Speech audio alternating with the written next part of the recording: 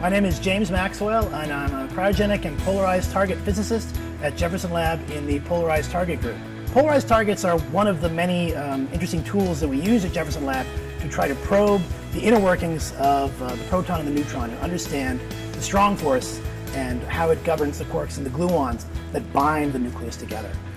So we have at Jefferson Lab a 12 GeV particle beam that we produce in a particle accelerator, and we take that beam and we have to hit it into something that we're interested in. Something that we're interested in this case, is a target, and here in the Polarized Target group we produce specialized targets that we'd like to shoot the electron beam at. In the simplest case, if you'd like to study a proton, you can just shoot an electron beam into a bucket of protons, which would essentially be a can of liquid hydrogen. But if you want to try to study other more interesting aspects of the proton and the neutron, you produce a more specialized type of target.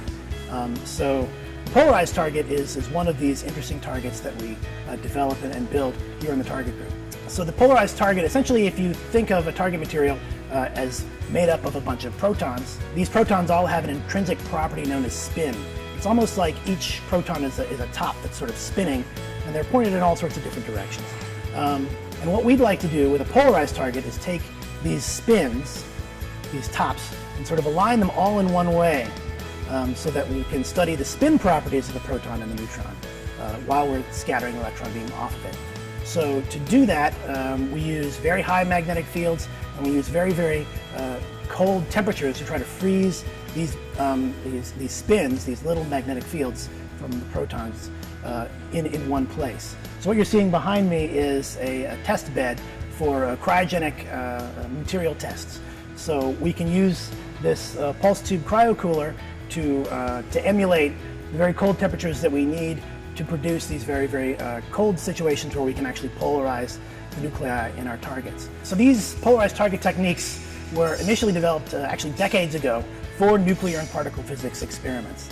And these techniques have been used ever since then at places like SLAC and here at Jefferson Lab to understand the makeup of the proton, understand quarks and gluons, and the strong force that binds them together.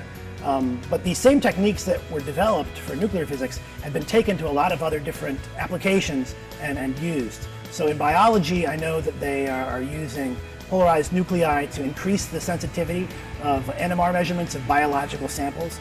They're also using polarized nuclei to detect certain kinds of chemicals that you can find in explosives for helping with homeland security. So the techniques and the methods that we develop for basic research here at Jefferson Lab can then be spun off into all sorts of other technologies that are used in other places in the economy.